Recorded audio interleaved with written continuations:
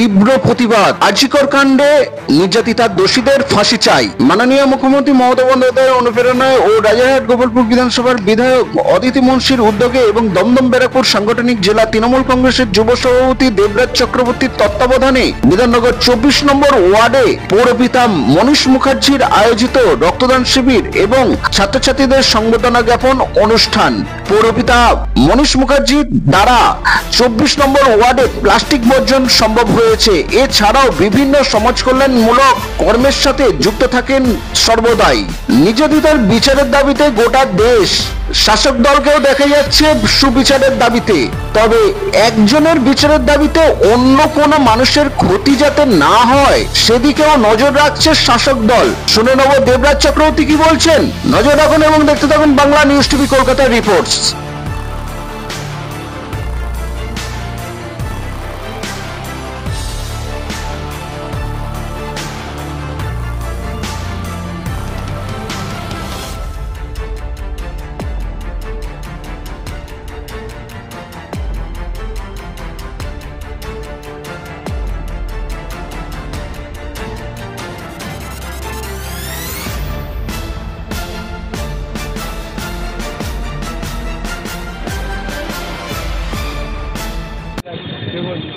আপনাদের কাছে জানতে চাইব যে নিশ্চয়ই আমরা একটা বাংলার মেয়ে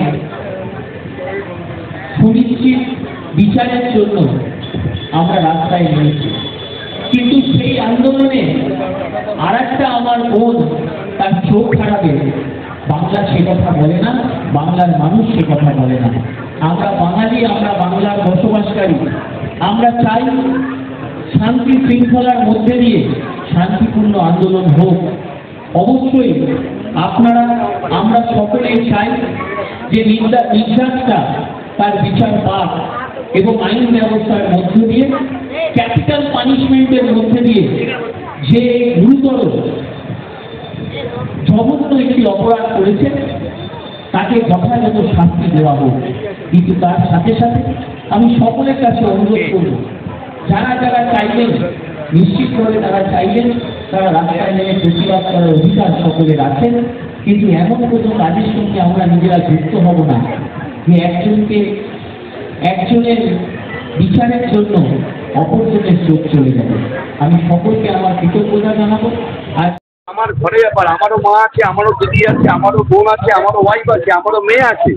সুতরাং এই লড়াইটা আমার ফ্যামিলির সাথে লড়াই হচ্ছে ব্যক্তিগতভাবে। আমি একজন ছেলে হিসেবে লজ্জিত যে সমাজ এটা হতে পারে, কিন্তু আমার বক্তব্য তার জন্য প্রতিবাদ, তার জন্য আন্দোলন, তার জন্য যা করা করতে হবে এবং আইন প্রণয়ন করে যে পটন যেটা মমতা ব্যানার্জি বলেছেন এবং অভিষেক ব্যানার্জি বলেছেন, আইনটাকে আইনসভায় নিয়ে গিয়ে এটাকে একদম আইন আনতে হবে। আমি মনে করি এনআই একটা যেমন মামলা হয়, আমারও ব্যক্তিগত মতো এনআই একটা যেমন মামলা হয় 45 ডেজ মামলা শেষ, একদম সেইভাবে এই মামলা আওতায় কথায় কথা সেই মামলাকে ডিটে করে রাখা উচিত এবং প্রকৃত দোষীদের ধরতে হবে।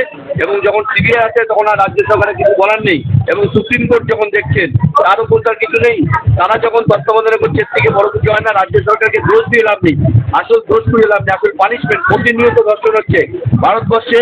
আমাদের 15 মিনিটে পার 15 মিনিট একটা ধর্ষণ হচ্ছে। আপনারা সেন্ট্রাল রিপোর্ট দেখে নিন, পার 15 মিনিটে ধর্ষণ হচ্ছে। সেই অনুযায়ী আমাদেরকে সারা ভারতবর্ষ তো দিয়েই এটা একটা ব্যাধি, এটা একটা রোগ, এটা কোনো সভ্য সমাজের মানুষরা করতে পারে না।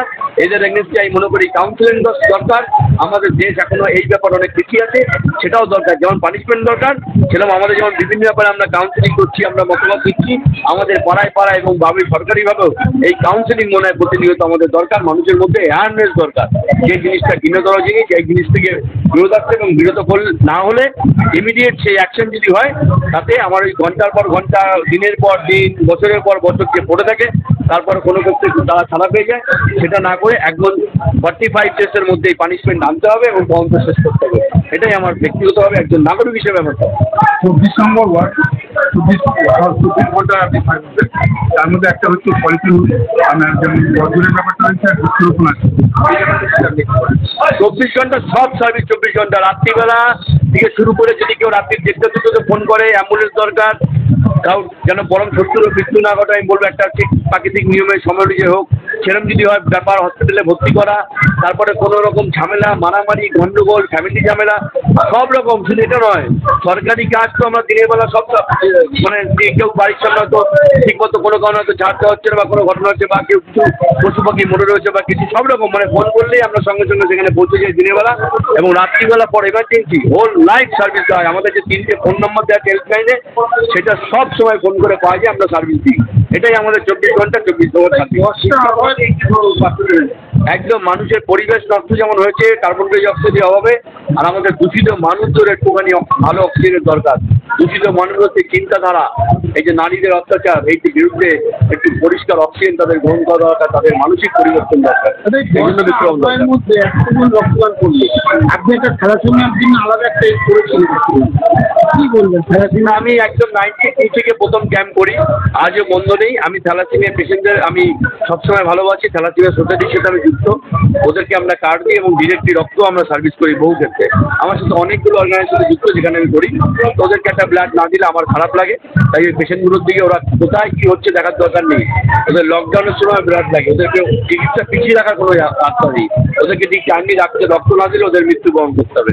অপারেশনকেও ডেট পিছনে যায়, যে কোনো সময় নেওয়া যায়, মেডিসিন খাইয়ে করা যায়, কিন্তু এদেরকে ওয়েট করা যায় না। এদেরকে সব থেকে আগে দেখার দরকার আমি মনে করি, সেই জন্য আমার বিবেক থেকে আমি এটা করেছি।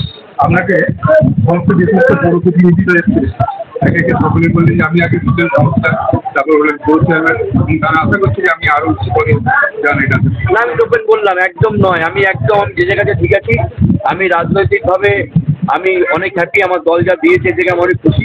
আমার এর থেকে বড় আসন দরকার নেই। আমি যা আছি তাতে নিয়ে আমি খুশি আছি।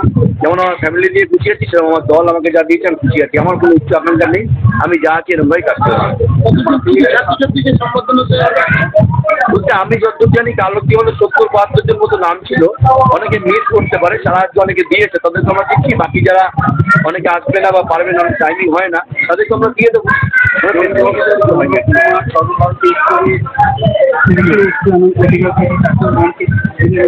তাকে মঞ্চে নয়, তাকে বৈভব কুমার 99.3% পেয়েছে অল ওভার ইন্ডিয়াতে। ও থার্ড হয়েছে, এটা আমাদের বিশাল গর্ব। এবং আমি যেদিনকে শুনেছি সেই দিনকেই ওকে বাড়ি থেকে সংবর্ধনা করেছি। সেদিনকেই বাড়ি থেকে সংবর্ধনা করেছি এবং ভিডিও অফিস থেকে সেদিনকে এসেছিল। আরও বিভিন্ন সরকারি জায়গায় সংবর্ধনা হয়েছে, তাই আজকে অন স্টেজ করবো।